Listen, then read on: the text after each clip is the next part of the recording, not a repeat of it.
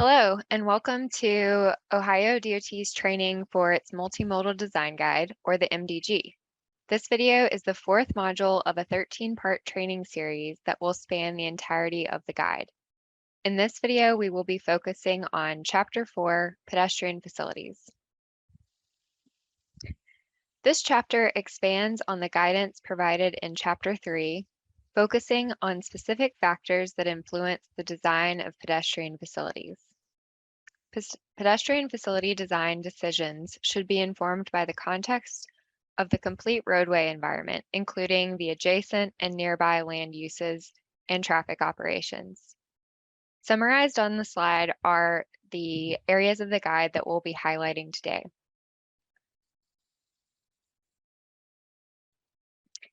Everyone is a pedestrian at some point in their day. Whether you take a trip by car, bus, or bicycle, chances are the first and last portion of your trip are done by foot, and it's why good pedestrian facilities are important for everyone. The quality of the pedestrian environment is impacted by a number of factors. Those factors include things like traffic volumes and speeds, sidewalk widths, sidewalk buffer widths, block lengths, landscaping, lighting, and the design of street crossings, among others. The biggest determinants of pedestrian safety and comfort are a person's proximity and exposure to motor vehicles while walking along a street and crossing streets. In Section 2 of Chapter 4, the guide walks through different disabilities and accessibility requirements. A disability is the result of a medically defined condition that limits a person's movement, sense, or activities. Disabilities include orthopedic physical disabilities, which require mobility devices such as canes, walkers, wheelchairs. Medical physical disabilities, which affect the body like the lungs or the heart and can limit a person's physical exertion. Vision and hearing disabilities include either full or partial loss of either of those senses. And then cognitive or neurological disabilities can decrease decision-making skills or recognition abilities. Disabilities could happen to anyone and can be a short-term or temporary condition or long-term. In the US, the CDC reports that 1 in 4 adults has a disability.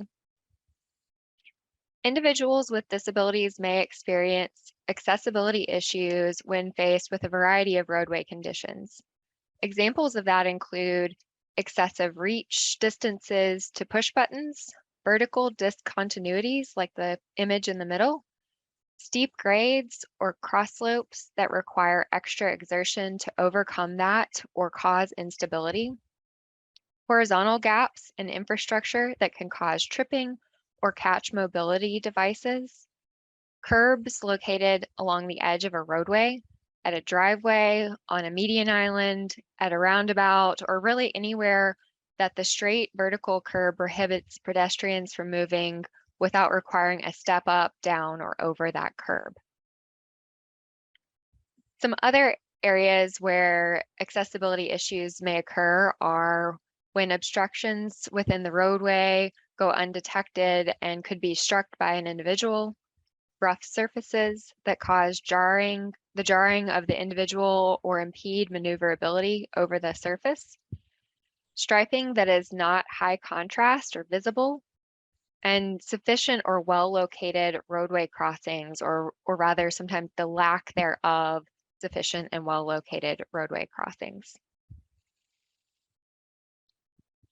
Under the Americans with Disability Acts, all programs and new and altered facilities, regardless of funding, must be designed to remove barriers, create consistency in the accessible features, and ensure access for all users. To ensure accessibility, ODOT has identified the 2011 Proposed Accessibility Guidelines for Pedestrian Facilities in the Public Right-of-Way, or PROAG, as the current governing design document for accessible features on transportation projects. PROAG provides design guidance for curb ramps, pedestrian refuge islands, detectable warning services, grade breaks, transit stops, parking spaces, and much more.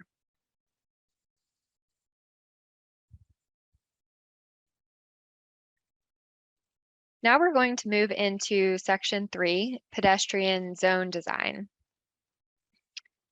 In Chapter 2, we discussed how there are different types of pedestrian facilities that may be appropriate for depending on the land use or project context.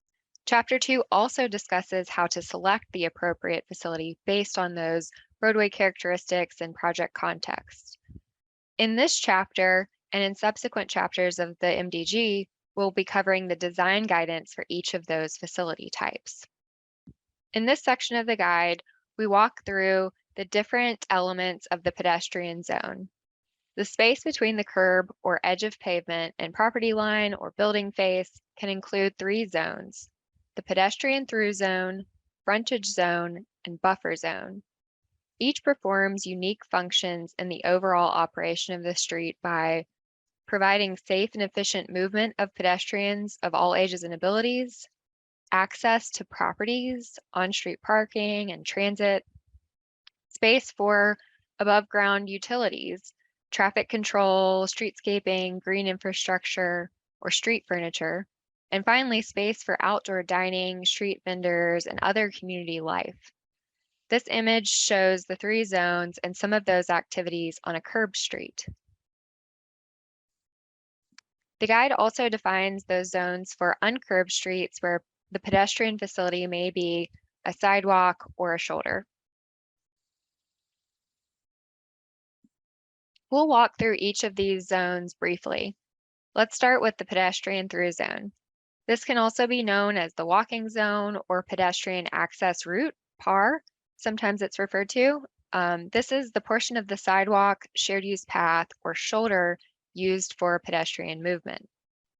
The pedestrian through zone must be kept clear of obstacles and be wide enough to comfortably accommodate expected pedestrian volumes, including those using mobility assistance devices, pushing strollers, or pushing carts. Intuitive corridors, like the image on the left, are much easier for pedestrians with vision disabilities to navigate, as they have no obstacles in the PAR and are relatively straight. That compared to the image on the right, where the pedestrian through zone weaves and there are obstacles along the way. The frontage zone is the area between the back of the sidewalk or the pedestrian through zone and the property line. In residential areas, the frontage zone may be occupied by front stairs, lawns, or other landscaping elements that extend from the front door to that pedestrian through zone edge. The frontage zone of commercial properties might include architectural features or projections, outdoor retailing displays, cafe seatings, awnings, signage, and other intrusions into or use of the public right-of-way. Along some streets, the frontage zone is unimproved, but is present to accommodate sidewalk maintenance. Finally, the buffer zone or landscape zone lies between the curb or edge of pavement and the pedestrian through zone. In commercial areas, this zone may include hardscape pavement, pavers, or tree grates. In residential or low-density areas, it's commonly a planted strip. While the defined buffer zone lies behind the curb, on-street parking or bicycle lanes within the curb-to-curb width can also act as a sidewalk buffer by increasing the separation between the pedestrians and moving motor vehicle traffic. On curbed roadways, where there is no on-street parking or bicycle lanes, a sidewalk buffer is recommended. The buffer zone can provide space for snow cleared from streets and sidewalks, although snow storage should not impede access or use of important mobility fixtures such as parking meters, bus stops, and curb ramps. Together, these 3 zones make up the pedestrian zone, and the MDG provides recommended widths for each zone based on land use context classifications and land use types as defined in Chapter 2. These values are shown in terms of a range, as each location will need to be adjusted based on pedestrian volumes and the street uses. For example, buffers will need to be wider than the recommended minimum if trees or plantings are desired to support their growth. Frontage zones should be wider than the minimum to accommodate cafe seating if present. And pedestrian through zones may need to be wider if higher volumes of pedestrians are expected. An important part of understanding selecting an appropriate width is that a person occupies about 24 inches shoulder to shoulder and 20 inches front to back. A single able-bodied person may comfortably need about 3 feet in width to be able to walk. But we all know that walking is an inherently social activity. When two people are riding together in a car, we don't expect the passenger to ride in the back seat. Similarly, we should design sidewalks that accommodate people walking together and side by side. And we should consider how often pedestrians may need to pass one another. That often leads to a desirable pedestrian path width of at least 6 feet. Just because ADA requirement says 4 feet is enough width does not mean that 4 feet is necessarily enough for your street use and activities. A second table is provided to show guidance for how to determine width in rural areas where a shoulder may be used as the pedestrian through zone. The design for this will follow shoulder design guidance from the L&D. ASHTO also provides guidance for rural, low-volume, local roadways, collectors, and arterials.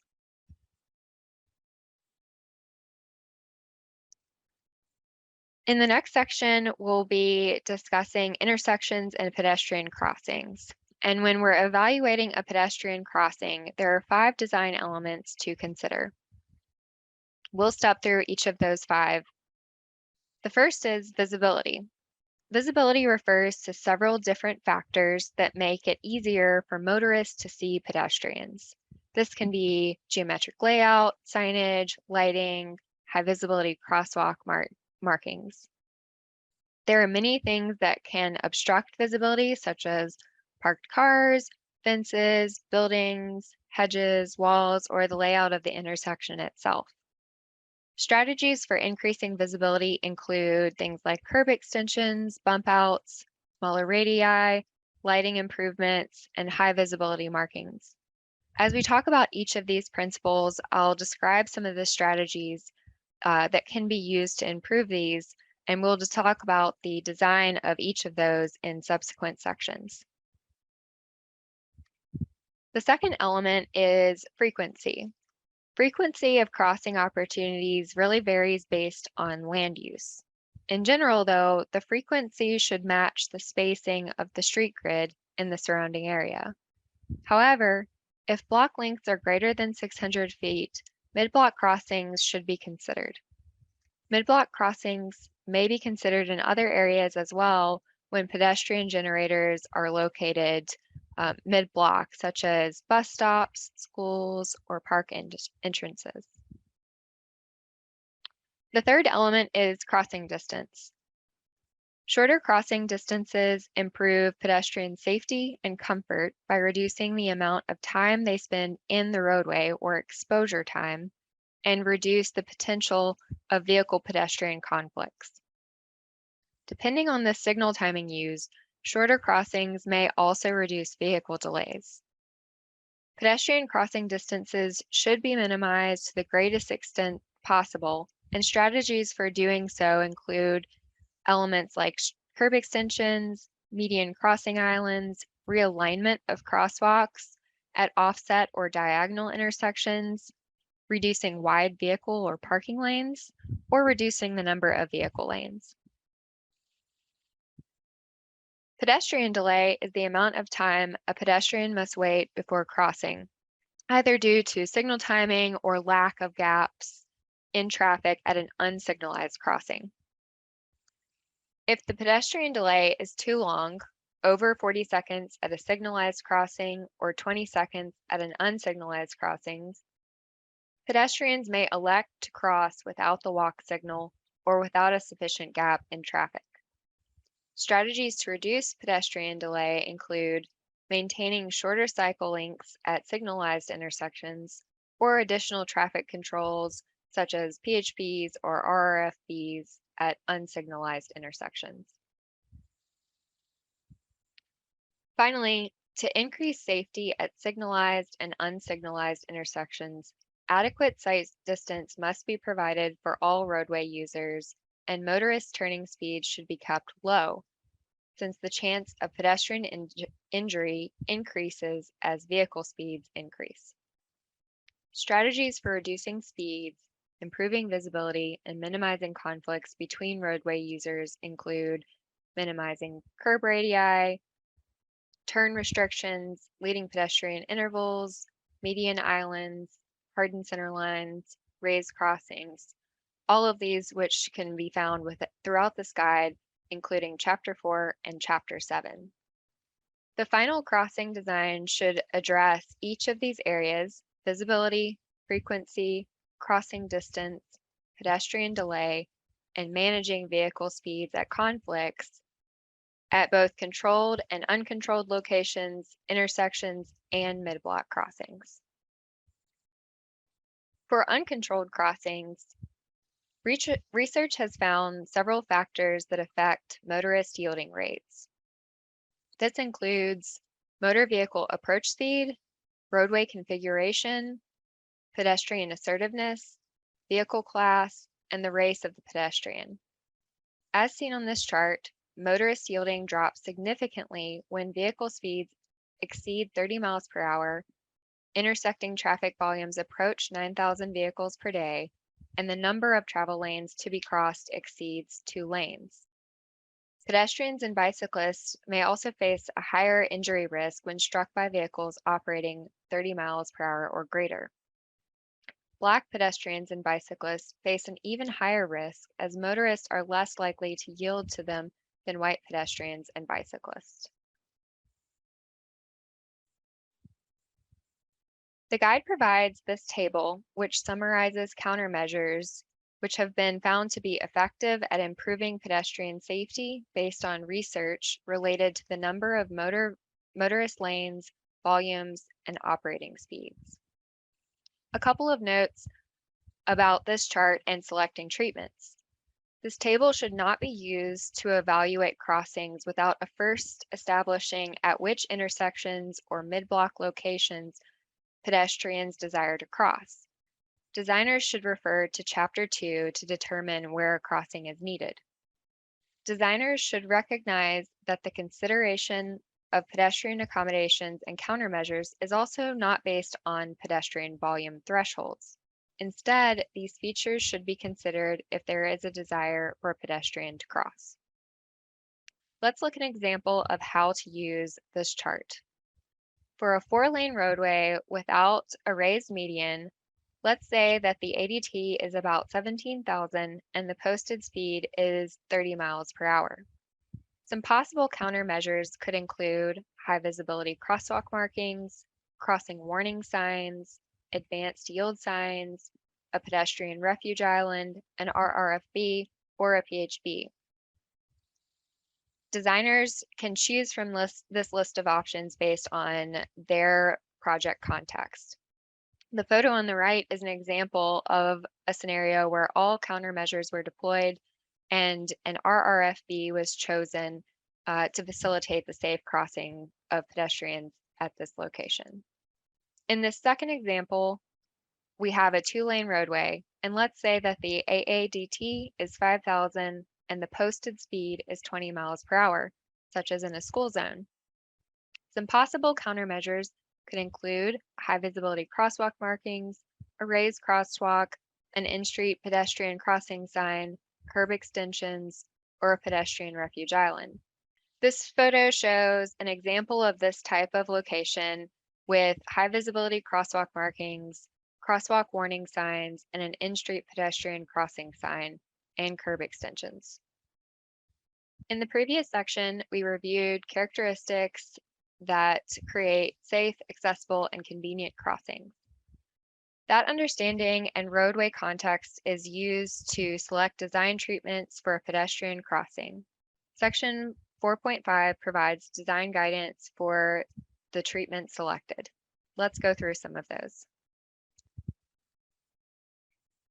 In subsection 1, Crosswalk markings are a basic tool for directing pedestrians across a street and alerting motorists and bicyclists of crossing pedestrians.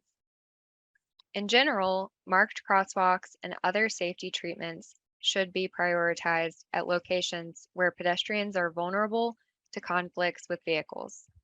The guide covers specific instances a marked crossing should always be considered, which are summarized briefly on this slide. There are two types of crosswalk markings. In general, longitudinal markings are more visible to drivers than two transverse lines. They are commonly used as a safety countermeasure to alert drivers to unexpected pedestrian crossings or particularly vulnerable pedestrian users, such as at school zones or at transit stops. ODOT has determined that high visibility crosswalks should always be used at intersections where at least one approach has a posted speed of 35 miles per hour or greater and at mid-block crossings. In both instances, additional treatments, including signage, may be needed.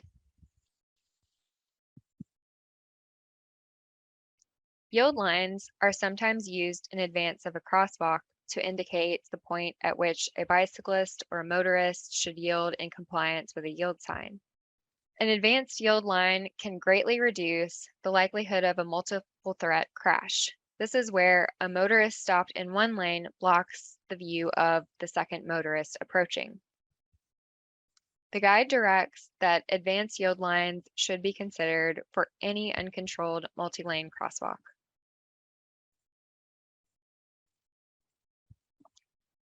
Crossing islands are a proven safety countermeasure at uncontrolled crossing locations. They allow for a pedestrian to cross one direction of travel at a time and provide a safe and comfortable space to wait before crossing the next direction of travel. They also help to visually narrow the roadway, which can reduce motorist speeds. At signalized intersections, single-stage crossings are preferable. Where a wide intersection cannot be designed or timed to accommodate a pedestrian crossing of the intersection at one time, a crossing island or median must be provided with a pedestrian refuge. A crossing island should be considered where crossing distances are greater than 50 feet to better accommodate slower moving pedestrians. When a crossing island is placed at a signalized crossing, use pedestrian recall to prevent trapping a pedestrian in that median. Whether curbing is used or not, the refuge area must be 6 feet wide, which is measured from the outside edge of the detectable warning surfaces. The total width of the island may vary and be greater than the refuge area if curbing is provided.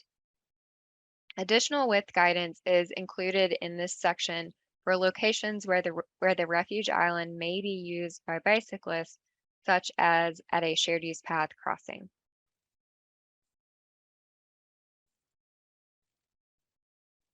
In subsection 4, the placement and design of curb extensions is discussed. At the end of the chapter, detailed drawings are also provided and include 4 different typical sections for different roadway slopes and designs that can address drainage issues while still meeting accessibility requirements when looking to implement a curb extension. Similar to curb extensions, the raised crossing section also has guidance here as well as accompanying detailed drawings for different crossing profiles and installation methods. In section 5.6, lighting is briefly discussed and references other relevant ODOT guidance. Providing lighting on pedestrian facilities improves user safety at night and at other times when there are low light conditions. Additionally, the presence of public lighting has the added benefit of increasing the comfort, real and perceived safety, and the security of people and property. The TEM section 1100 discusses highway lighting, and the MDG highlights relevant sections to help designers navigate to the relevant sections of the TEM. In section 5.7, general driveway geometric design is discussed. The L&D Manual Volume 1, Sections 803 and 804 are the primary locations to find design guidance related to driveways and alleyways. The width and grade of the pedestrian through zone should continue across residential and commercial driveways and alleys as shown in the L&D Manual Volume 1, Figure 803-2 and shown here. The driveway apron should be located within the buffer zone wherever possible. However, where constrained conditions are present, the guide also provides alternatives for adjusting the sidewalk alignment or using a parallel ramp to maintain the sidewalk while still meeting accessibility requirements. Finally, curb ramps and detectable warnings are an essential element for pedestrian accessibility that also serve to assist any person using a wheeled device, such as a bicyclist, person using a stroller, or a dolly, to transition between the sidewalk and a roadway. Where provided, all newly constructed or modified curb ramps must be ADA compliant to the extent practicable and should be designed to the least slope practical considering the curb height, available corner area, and underlying topography. The first two sections of this were previously provided in the L&D manual and include some minor revisions for clarity and coordination with other portions of the guide. The first section describes where curb ramps are required, and the second section defines each aspect of a curb ramp, states the design standards and requirements for each of these components. We won't cover these in detail during this training. Please refer to the guide. In the next sections, curb ramp types are reviewed. Briefly, perpendicular curb ramps can be designed as directional curb ramps that align pedestrians with the crosswalk orientation and eliminate the need for people in wheelchairs to reorient themselves within the street.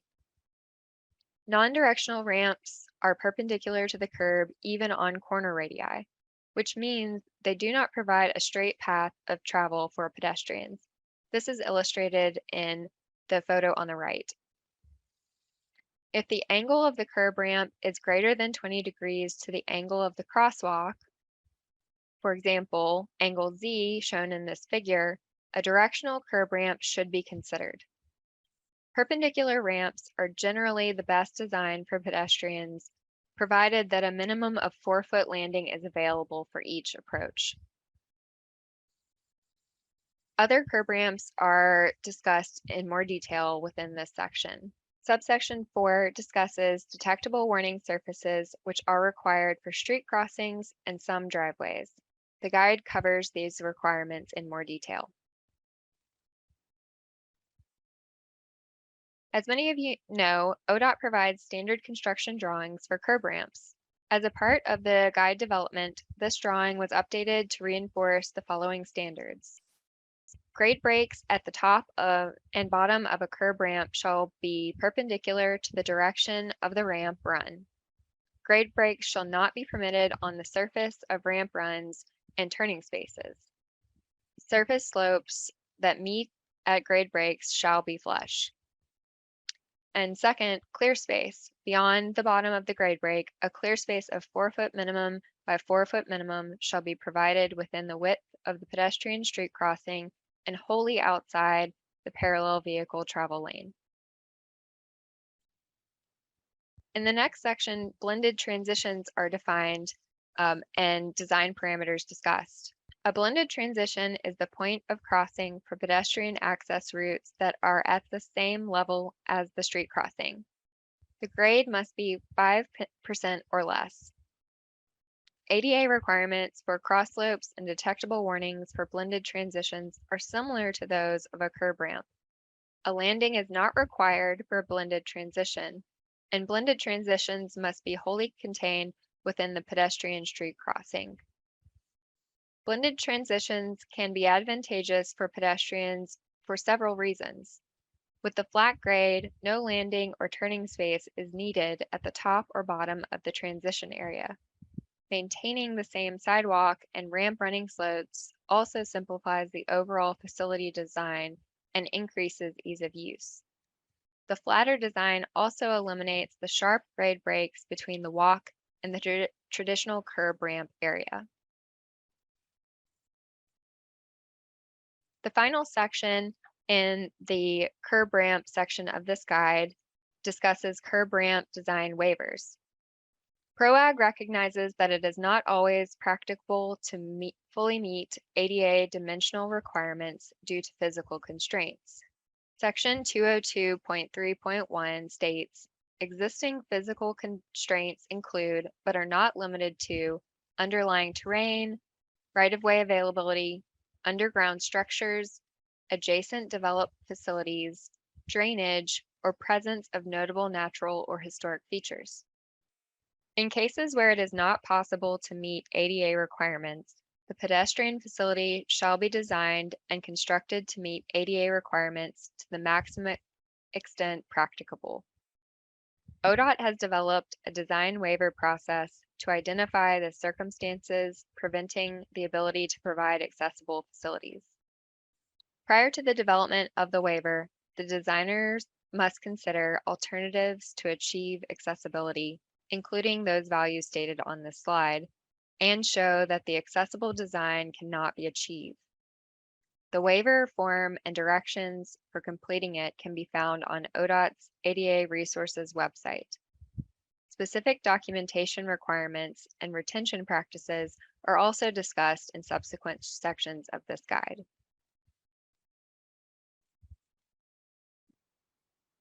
Section 4.7 briefly provides guidance on the provision of sidewalks for bridges and underpasses and when pedestrian-only grade-separated crossings may be appropriate. The guide states that provisions should always be made to include some type of walking facility as a part of a vehicular bridge or underpass, if only as an emergency exit path. Whenever possible, walkway widths across bridges and through underpasses should be the same as the clear width of the existing connecting sidewalk. This is really important to look at early on in a project process. Even if there is not a facility today, designers should check with plans and locals to see if one is planned for the future and if it is appropriate to include the provision of that walkway in the construction of the bridge today. When pedestrian facilities cross certain barriers, grade-separated pedestrian crossings are desirable and may be necessary. Common barriers include freeways, arterials, rivers, and railroads, where there is an observed or expected pedestrian demand, but no suitable at-grade locations to cross within the vicinity. These can be costly facilities, and if not built correctly, pedestrians may not utilize them or feel safe when doing so. The guide provides a discussion on when these may be necessary and how to successfully design these structures to address pedestrian delay, comfort, and safety. We highlighted much of Chapter 4, but there are additional topics included and listed on this slide that designers should refer to as it relates to their project. I'd also like to remind you of ODOT's ADA Design Resource website, which provides a summary of available resources, trainings, design guidelines, requirements, facility databases, and standard drawings specifically related to ADA. Thank you for watching this video covering Chapter 4 of the MDG. For other chapters, please see the other videos in this series.